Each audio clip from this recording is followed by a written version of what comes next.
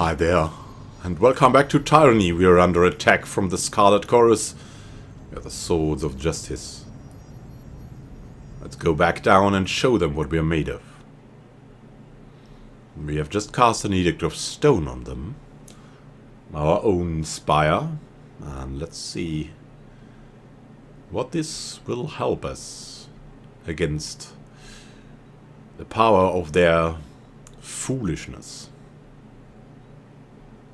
Let's go.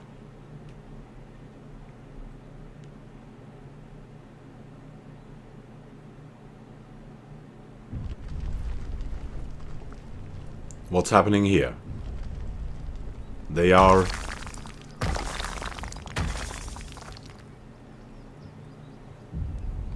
getting down. They're fleeing.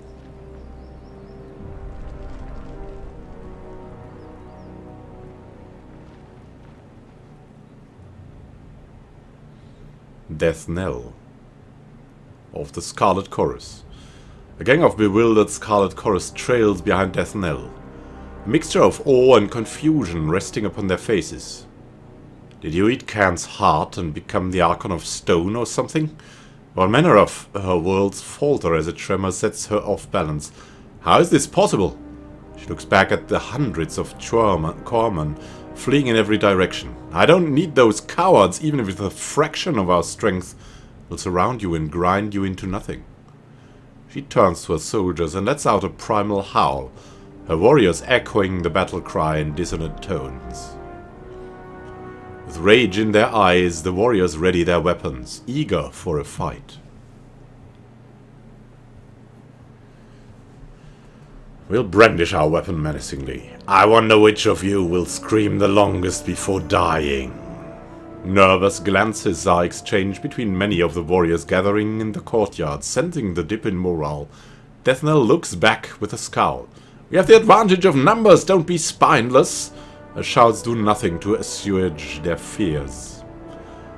Enough talk, you will be trampled and forgotten. Only the voices of Narat will remember your name. I'm not here. We have an Earthshaker with us. Let's assess the situation. Iron Marshal Arrhenius is there as well. And hey, let's send Barik to Death knell. Let's Jacob can go to the Bloodhound here. That is being attacked at the moment.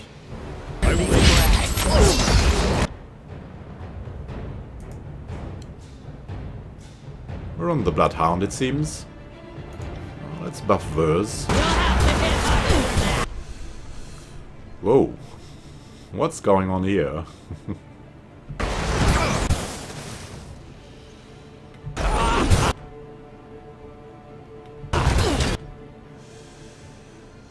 Stunned, and Barik. Barik's got problems. Some, though. We will buff him up. Some help. Guy's stunned. Let's still attack him. Barik. Let's help him a bit. Oh, Iron Marshal Arrhenius is injured. That's not good. You're attacking... No, they're casting open the gates. Just attack him. Try to heal Arrhenius. Is that possible? No, it's not. Ah, that's not good. What shall we do now? Now that guy is stunned. But a concussive bolt that we could bring down on the Bloodhound. Let's just do that. That guy's down. If Jacob should go to Death knell.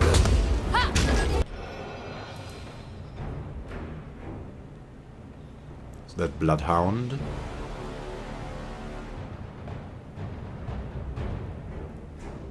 Need to take her down. Let's go for False Pit, maybe.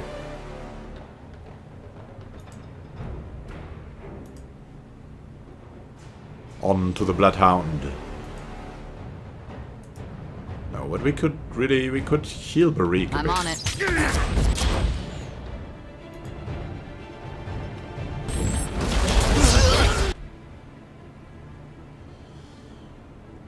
Ooh, hoo, hoo. The Iron Marshal is getting down. Can't we taunt a bit? Crimson Strike. Maybe we should change weapons with Barik. Let's see. You have that legendary Long Claws Rage. Let's attack with that thing. And on to Death Knell.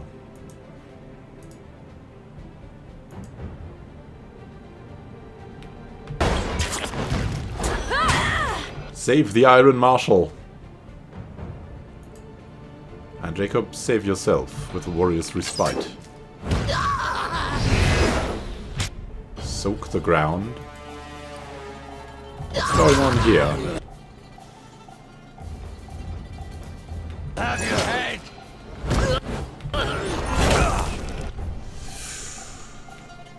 Come on, we want to keep our Iron Marshal.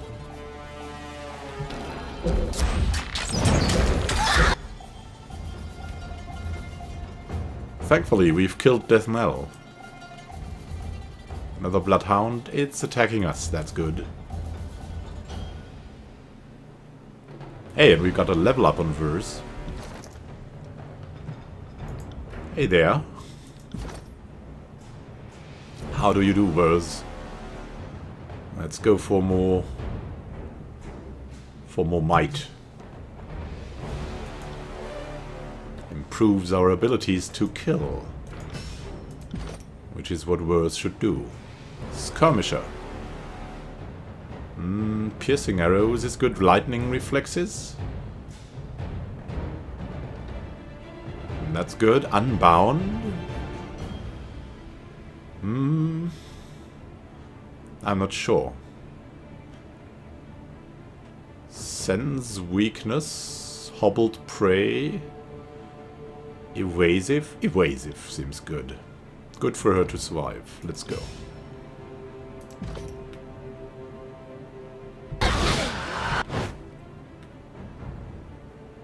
There's the Iron Marshal. There is the Bloodhound. Really, you can go over and go for that Sage that's attacking us.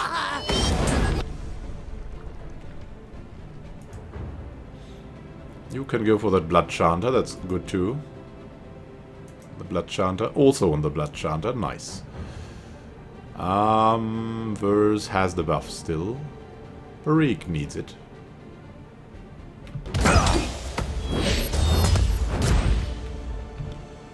Barik needs more. He needs some serious healing. As you command.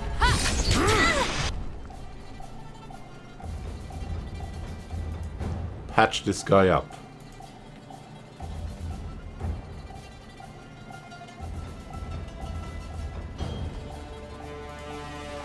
You got it. There's someone else coming. A Scarlet Fury from the top here. Oh, we're in trouble. If we've ever seen some. Barik. Bring down that strange shatter. How's Jacob doing?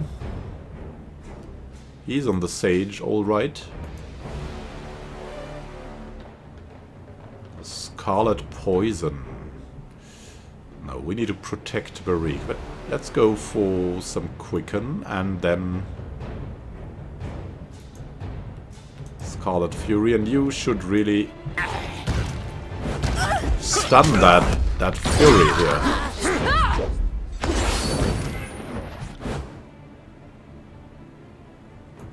Barik, what are you doing? Attack this one. And you too. Need the buff. Need that strength.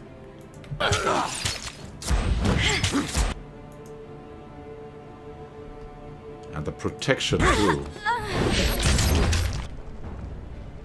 There's another Scarlet Fury and Iron Marshal Arrhenius is taking her down.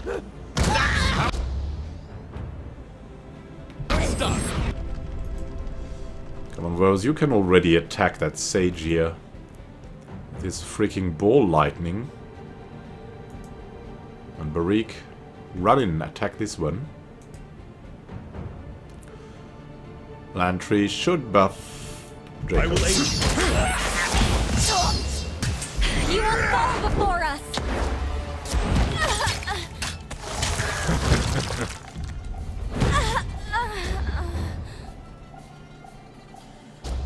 Hey there, we did well, I guess. What?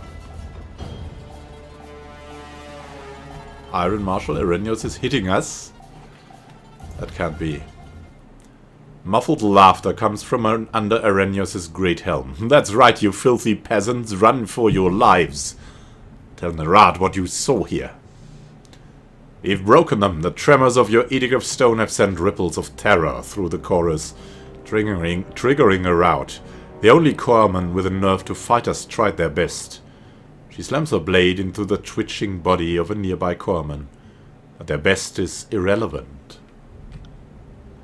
Leave the cleanup to me and my brethren. You should take your rightful place, perched atop the spire. No better way to savor this victory than with a commanding view of your enemy fleeing across the valley. Nice going, but we need to collect first. A Crimson Great Spear. Two-handed masterwork weapon. I'll have to look at this thing. Is there something else outside of this? No. Anyways, we need to go back to the mountain spire top. Let's find out. Well, shocked and demoralized by your display of power and the ease with which you dispatch their leader, the Scarlet Chorus fighters lose their nerve and scatter in defeat. The survivors carry with them fearful murmurs of the powerful ARCHON, Jacob the Lord Red, a being of enormous might who can cast an edict with the same authority as the Overlord. Confusion sets in across the realm. Amid the whispers and misinformation, one fact remains consistent. The Overlord's power has been challenged. You safely assume that such rumors are making their way back to Kyros. Powerful earthquakes roll underfoot, the vibrations ringing your spire like a wet rag, threatening to send it crashing to the ground. Your stronghold slowly settles, the terrain only occasionally rocked by a solid tremor. Over the next few days, the land eventually returns to normal as your edict dissipates. You gather a small council of your closest allies and plan your next steps from the safety of your spire. No sooner do you get started than Callio, Fatebinder of Tunon, pays a visit, bearing an important message.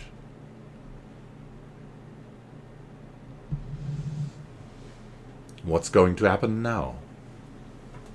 We don't know yet, but we may know. Or maybe it's so confusing we won't ever know. I mean, we're having a hard time grasping all of this.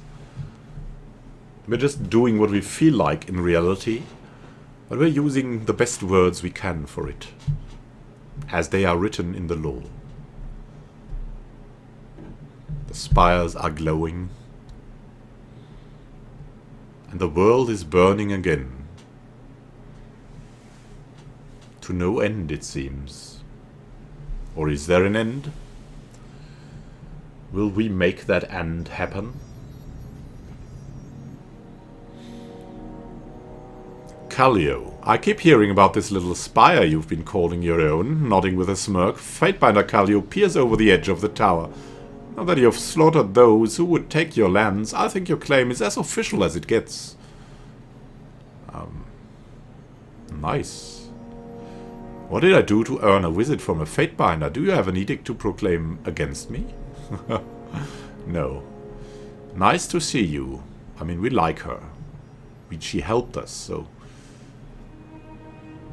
Nice to see you, but how did you get up here? Isn't it obvious? Kallio shakes her head with an agitated scowl.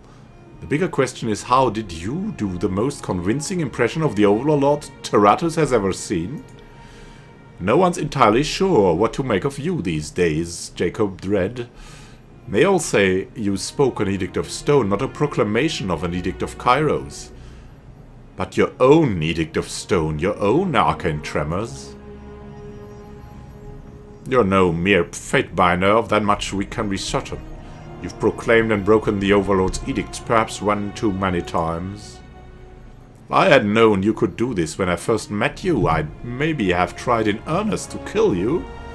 I hope for the sake of Tyranny that the right person has inherited this gift.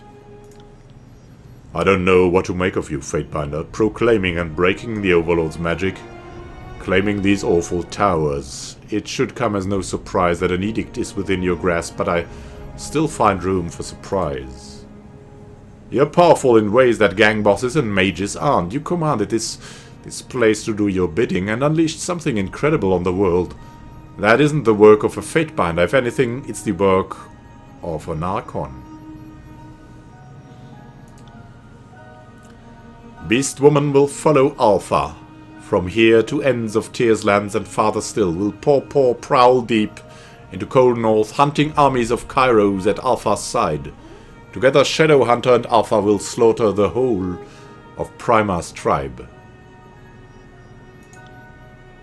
Fatebinder Kallio shakes her head with a grin. I always knew you'd be a delightful bit of trouble, but I didn't think you had a touch of the Overlord's power in you. Why didn't you tell me? I mean... You mean you would have joined me in a secret place then? Yeah, no, let's play this down. We're still a lawful person. I'm still not sure this power is entirely my own, or what it all means. Means that you're strong, dummy. Stronger than any gang boss in the Tiers, any officer in the Legion. Maybe stronger than... I don't even know. Consider Kyros had a first edict, one of storms, I believe. And there weren't always long recitations to go with those early edicts. I would assure you Kyros had to learn to walk before running, just like you. That's troubling. I was sure hoping... You'll be at least as informed of your talent as you are capable of invoking it. If you're careless, you could cause untold harm with your power. Curious. Kallio tips her chin in thought, looking at you head to toe. Suppose you've no reason to play the fool. I'll say that, however it is you came into this power, know that you've drawn the attention of the Overlord, so, congratulations, I think? I come bearing orders direct from the Overlord. Kallio clears her throat, her voice becoming somber and severe. Kyros has decreed two things. First, the Overlord has demanded that one, and only one Archon is fit to rule the Tiers. To that end, the Archons are to settle through death or dominance who's the one Archon fit to inherit the Tiers. Alright. Have the Archons been informed of this yet? All save one. Kallio flicks her hand forward and you reach up, catch a small brooch in the style of Kyros' insignia. Kyros has decreed you are the newest Archon. Fatebinder Kallio bows with exaggerated flourish. So the other Archons now have orders to control or destroy you, and the other way around. Her face becomes a beaming smile. See? This is why I try to avoid getting Kyros' attention.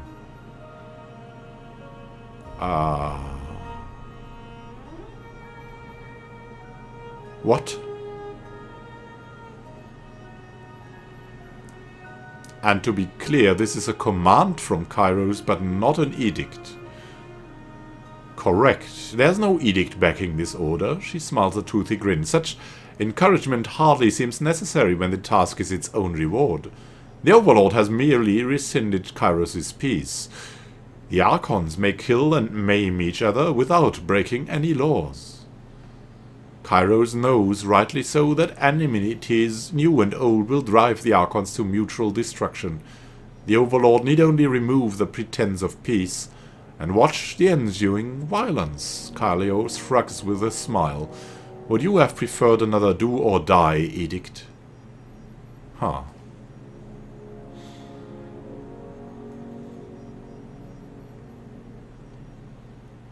So... wow. What of the court? Have you heard what Tunon and Bleed and Mark think of this? As per usual, Tunon had the emotional range of Pumice, but Bleed and Mark seemed almost giddy. I think the old shadow is already putting names on his daggers. I was wondering if Bleed and Mark would hear this order and promptly stab Tunon. But no, it would seem the Archon of Shadow is happy to serve Tunon. Makes sense, I've never known the old shadow to crave that kind of power. She clears her throat, her voice growing somber. You'll have to deal with them too, and I fear greatly for how that will turn out. I imagine Tunon is too loyal to bow to you, and Bleed and Mark too proud to accept you as is better. She nods quietly for a long moment. There is no way this ends well for some of us. So no happy-go-lucky. Well... I have a close alliance with Graven Ash. This order will complicate things, to say the least. Keep in mind, the order is that all must submit to one Archon or die, so you and Ash won't necessarily have to come to blows, but not sure how you'll convince him to bow to you.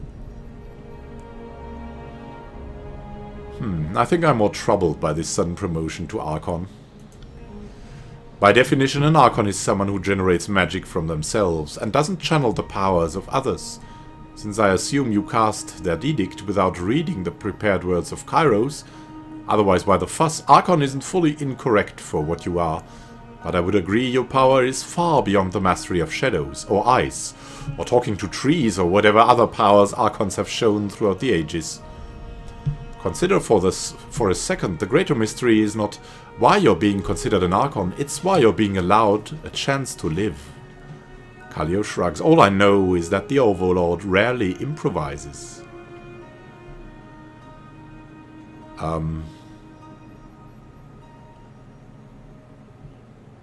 Well... so I'm to be the Archon of, what, edicts? I didn't ask to be an Archon. I want to be in the service of the law still. And I didn't ask to be a Fatebinder, Kallio shrugs, pointing at herself, but I make it look easy. I don't think anybody asks to be an Archon. If anything, those who try to wear the title without Kyros' blessing rarely survive to be remembered. That is true. I don't think Kyros decides who has the power to be an Archon, but Kyros is certainly selective of who gets the title. My teacher, Occulted Jade, Archon of Tides, never bowed to Kyros. Her power was her own, and she claimed the title of Archon because, well, when she was younger, the Overlord was just a distant tale, and so wearing the title didn't arouse conflict. I don't think the Overlord gives anyone power in any direct sense. If anything, I bet Kyros would rather all of us were mewling idiots devoid of magic. We'd be easier to control that way. But Kyros can give and take titles, and titles change how people see you, how they view your authority, or how big a threat they perceive you to be. And considering your promotion came along with an order for the Archons to all kill each other, it sure seems like this is part promotion, part test. If the other Archons kill you, Kyros needn't worry about whatever you're becoming, and if you're becoming something useful, Kyros seems happy to use you to kill the Archons, the other Archons.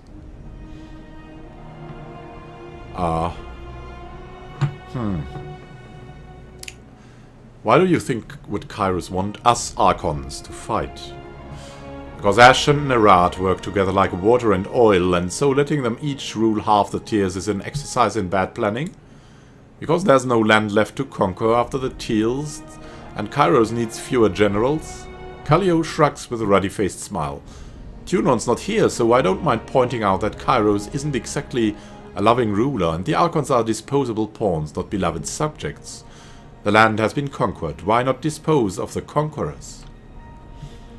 And I would further speculate that Kyros hates all of the Archons equally, and so instead of nominating all but one for destruction, the Overlord is willing to let the strongest earn the right to exist.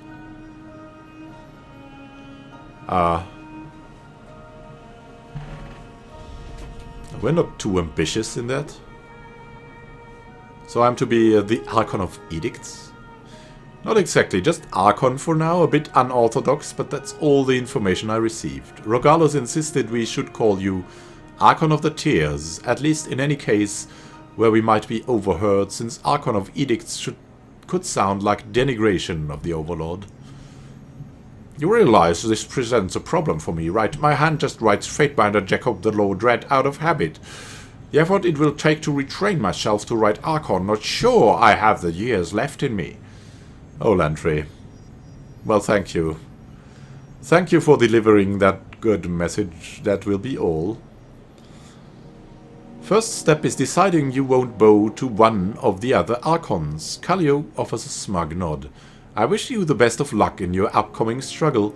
Know that when you come for Bleed and Mark and Tunon, I and the other Fatebinders won't interfere. Alright. So... interesting.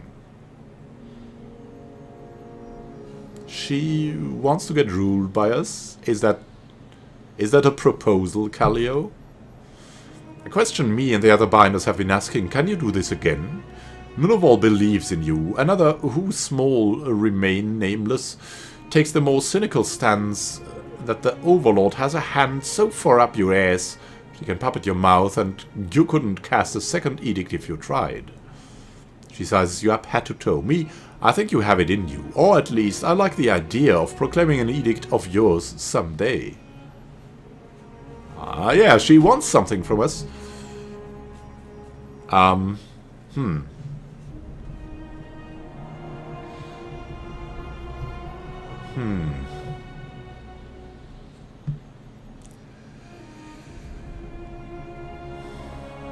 certain I have it in me to cast another edict, but I'm not sure I want to play recklessly with this power.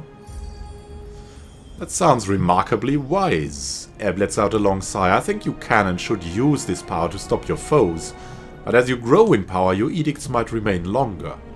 It would be a shame to leave an arcane disaster that haunts us long after the problem is solved. Considering the terrible damage you'll inflict if you screw up what you're doing, I can't blame you for being cautious.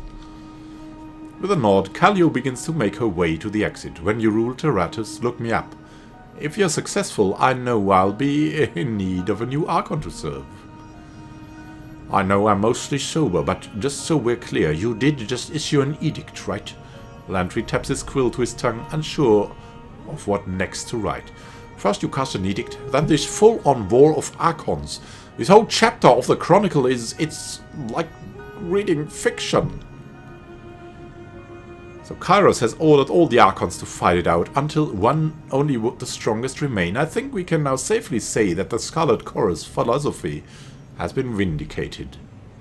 A rumbling mutter stirs from under Barrick's helmet, devoid of any cogent words.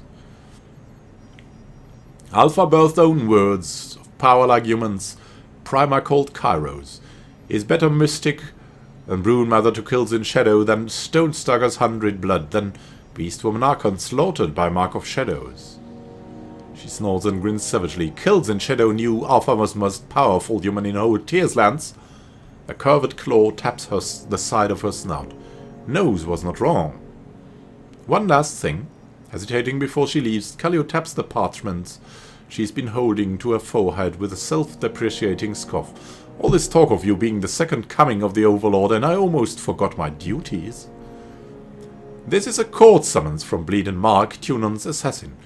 I suggest you read it carefully as part of your preparations. Your survival may depend on it. Good luck, Archon. Yeah, thank you. Fatebinder, Archon, the great general has pulled his troops back to Iron Hearth. She grinds her knuckles into her palm. Soon we make our final push into the Stone Sea and the heart of the Scarlet Chorus power. The voices of Narat is weak, and the path to cacophony is clear. Arrhenius adopts a more cautious tone. The Archon is also aware of what happened at Vendrian's Well. I'm sure he wants to discuss the matter in person.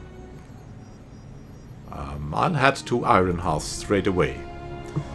Our ally needs to know. I'll stay here and keep the peace in Vendrian's Well. She hesitates, considering whether to say more. Finally, she sighs and lets it go.